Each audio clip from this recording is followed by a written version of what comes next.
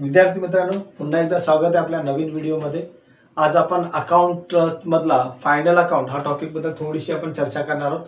आणि नेहमी लक्षात ठेवा की तुम्ही व्हिडिओ बघता पण सबस्क्राईब करत नाही, पण व्हिडिओला बघताय तर नक्की सबस्क्राईब सुद्धा करा आणि आपल्या मित्रांसोबत शेअर करायला सुद्धा विसरू नका आणि लाईक सुद्धा करा. ठीक आहे, चला पुन्हा एकदा आपण वळूया आपल्या टॉपिककडे. आजचा आपला टॉपिक आहे फायनल अकाउंट. पहिला डाऊट काय येतो फायनल अकाउंट म्हटलं की मुलांना नेहमी डाऊट येतो कॉलमचा. कॉलम मध्ये पहिलाच गोंधळ बघा. इथे नॉर्मली 4 अकाउंट आहेत. कोणकोणते आहेत बघा.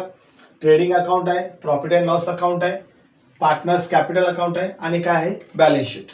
असे आपण किती 4 अकाउंट बनवतो. इथे पार्टनर आपण माहितीसाठी आपल्या ए आणि बी लिहितोय. ए आणि बी इकडे पर्टिक्युलर. ठीक आहे, पर्टिक्युलर. आता फायनल अकाउंटचं 4च का सांगितलं तर त्याचं नॉर्मली आपल्याला 4 अकाउंट येतात, पण कधी कधी काय होतं की एक्झामिनर आतापर्यंत बोर्डमध्ये असे 3 वेळा क्वेश्चन एक रिपीट झालाय. त्याच्यामध्ये त्यांनी रेडीमेड ग्रॉस प्रॉफिट दिला होता. ग्रॉस प्रॉफिट दिलाय म्हणजे काय, तुम्हाला ट्रेडिंग अकाउंट बनवायचं नाहीये. तिथं तुमचा सम कुठून स्टार्ट झाला, फक्त profit and loss account, capital account आणि काय ना बॅलन्स शीट. आणि जर समजा कधी कधी एक्झामिनरने डायरेक्टली नेट प्रॉफिट दिला, काय दिला असेल नेट प्रॉफिट, तर लक्षात ठेवायचं तुम्हाला फक्त कॅपिटल अकाउंट आणि बॅलन्स शीटच बनवायचं आहे. राहील का लक्षात. बघा पुन्हा एकदा सांगतोय. नॉर्मल सम असेल तर तुम्ही किती अकाउंट बनवताय, 4. Trading account, profit and loss account, partners capital account आणि बॅलन्स शीट. बरोबर. आणि जर समजा त्यांनी आपल्याला ग्रॉस प्रॉफिट रेडीमेड दिलाय तर आपल्याला ट्रेडिंग अकाउंट नाही बनवायचं आहे. आपल्याला डायरेक्ट सम कुठून स्टार्ट करायचं आहे, प्रॉफिट अँड लॉस पासून. आणि जर समजा क्वेश्चन मध्ये त्यांनी आपल्याला डायरेक्टली नेट प्रॉफिट दिला असेल तर आपल्याला सम कुठून स्टार्ट करायचं आहे, कॅपिटल अकाउंट आणि बॅलन्स शीट. असाही सम येऊ शकतो ज्याच्यामध्ये फक्त ट्रेडिंग अकाउंट आणि प्रॉफिट अँड लॉसच बनवायचा. असा आपल्या टेक्स्टबुक मध्ये पण एक क्वेश्चन आहे ज्याच्यामध्ये फक्त ट्रेडिंग अकाउंट आणि प्रॉफिट अँड लॉस बनवलेला आहे. कॅपिटल किंवा बॅलन्स शीट बद्दल काही चर्चा नाही. मग त्यानुसार पण तयारी. म्हणून कधी क्वेश्चन मध्ये पेपर सोडवायचा असेल तर काय करायचं आपल्याला की पहिलेच कॉलम नाही करायचं. पहिला क्वेश्चन बघा नक्की विचारलंय काय, त्याच्यानंतर मग तुम्ही कॉलम ठरवा. काय काय मुलं काय करतात, उत्तरपत्रिका मिळायच्या आधीच म्हणजे उत्तरपत्रिका होतो, प्रश्नपत्रिका मिळायच्या आधीच उत्तरपत्रिकेमध्ये कॉलम चालू करतात. तशी पद्धत वापरू नका, कारण इथं फिक्स नाहीये नक्की काय विचारणार. कळलं. त्यासाठी बरं अजून एक आहे इथं पार्टनर्स कॅपिटल अकाउंट आहे. करंट अकाउंट पण येऊ शकतं. जर करंट अकाउंट असेल तर इथं नाव काय लिहायचंय, पार्टनर्स कॅपिटलच्या ऐवजी करंट अकाउंट. आणि जो कॅपिटलचा बॅलन्स आहे तो तुम्ही डायरेक्टली कुठे लिहायचंय, लायबिलिटीमध्ये. अशा पद्धतीने तुमचे हे अकाउंटचे 4 कॉलम आहेत. आता ट्रेडिंग अकाउंट बद्दल थोडक्यात चर्चा करूया. काही कॉमन आयटम आहे जे ट्रेडिंग अकाउंट मध्ये सारखे येतात, रिकरिंग नेचर मध्ये आहेत त्यांनी. पहिला म्हणजे बाय सेल्स आणि दुसरा सेल्स रिटर्न. लक्षात ठेवा, सेल्स आणि काय बोललो मी, सेल्स रिटर्न. आणि अजून एक आहे तो म्हणजे कुठला, क्लोजिंग स्टॉक. यांच्याकडे तुम्ही जास्त फोकस करू शकता. खूप मुलं यांच्यामध्ये गोंधळ उडतो. अजून इकडे काय बघा, लक्ष द्या. To opening stock, to purchase,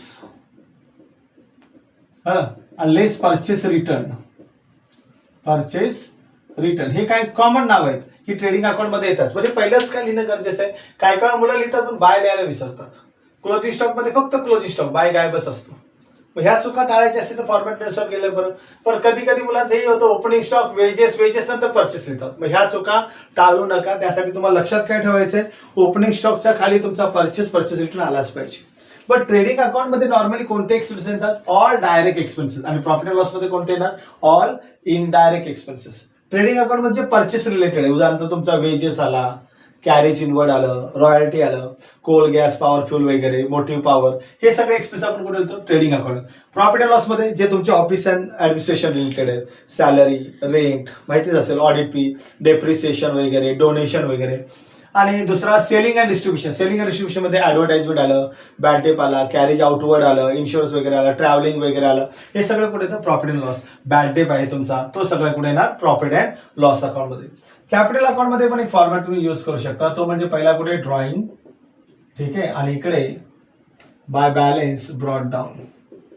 balance sheet मध्ये क्लोजिंग स्टॉक. समजा जरूर नाही का पहिलं तुम्हाला फिक्स ऍसेटच लिहिला पाहिजे, कारण पार्टनरशिप ऍक्ट 1932 सायलेंट आहे प्रेझेंटेशन मध्ये, काही प्रॉब्लेम नाही तसा.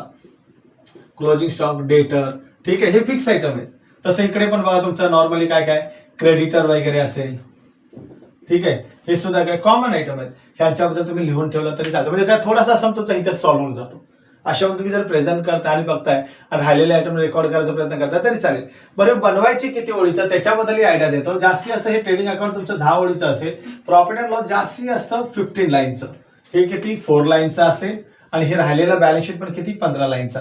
त्याच्यावरती तुम्हाला बोर्डाला जास्त गरज लागणार नाही. हा, तुम्ही 2 पेजवर पण बनवू शकता. समोरासमोर पेज घेतले, एका लेफ्ट साईडला तुम्ही ट्रेडिंग अकाउंट आणि प्रॉफिट लॉस, दुसरा राईट साईडला तुम्ही पार्टनर्स कॅपिटल बॅलन्स शीट जरी बनवलं तरी चालेल. आणि जर तुम्हाला वाटतं नाही आम्हाला अंदाज नाही कळत, प्रत्येक पेजवर एक एक बनवला तरी चालतं. तसे आन्सर शीट काय बोर्डच देणार आहे, काय प्रॉब्लेम नाही. तुम्हाला जसं कॉलम, पण हा प्रेझेंटेशन इम्पॉर्टंट आहे काय करताय. आणि सगळ्यात महत्वाचे इम्पॉर्टंट वरती तुम्ही हे लिहायला विसरू नका, बुक्स ऑफ फर्म.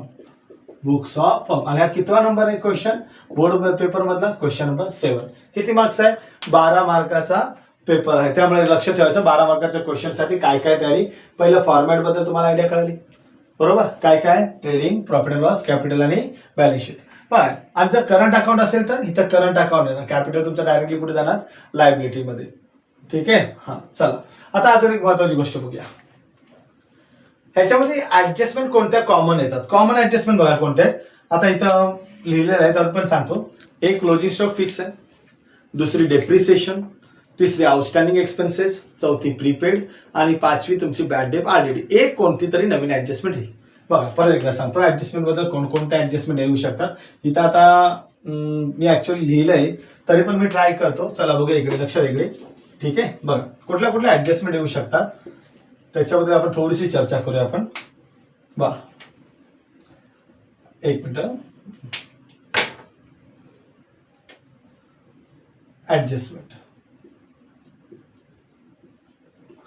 मला वाटतं थोडंसं मार्करला प्रॉब्लेम झालाय. ठीक आहे, काही प्रॉब्लेम नाहीये. तोच पहिला वालाच घेऊया, होल आहे त्यामुळे थोड्या वेळा. चला लक्ष ऍडजस्ट कोणकोणत्या कॉमन ऍडजस्टमेंट बघा. पहिली तुमची ऍडजस्टमेंट ती म्हणजे कोणती, क्लोजिंग स्टॉक. दुसरी तुमची येणार डेप्रिसिएशन. तिसरी डेप्रिसिएशनचं दुसरं नाव ऍसेट रिटर्न ऑफ, पण इंटँजिबल ऍसेट असेल तर रिटर्न ऑफ करतो आपण. Outstanding expenses. Fourth prepaid expenses. आणि last bad debt. Bad debt किंवा काय येणार आरडीडी. ह्या तुमच्या कॉमन ऍडजस्टमेंट आहे. ह्या तुम्ही काय करू शकता, यांच्यावरती फोकस करू शकता. हा, एक कोणती तरी नवीन. आता नवीन कोणती येऊ शकते, इंटरेस्ट ऑन गव्हर्नमेंट बॉन्ड असेल, इंटरेस्ट ऑन डेबेंचर वगैरे असेल, बरोबर. इंटरेस्ट ऑन बँक लोन असेल, गुड डिस्ट्रॉय बाय फायर असेल, बरोबर. किंवा goods taken by partner for personal use वगैरे, या सगळ्या ऍडजस्टमेंट येऊ शकतात. ठीक आहे. व्हिडिओ आवडला असेल तर लाईक करा, सबस्क्राईब करा. पुन्हा एकदा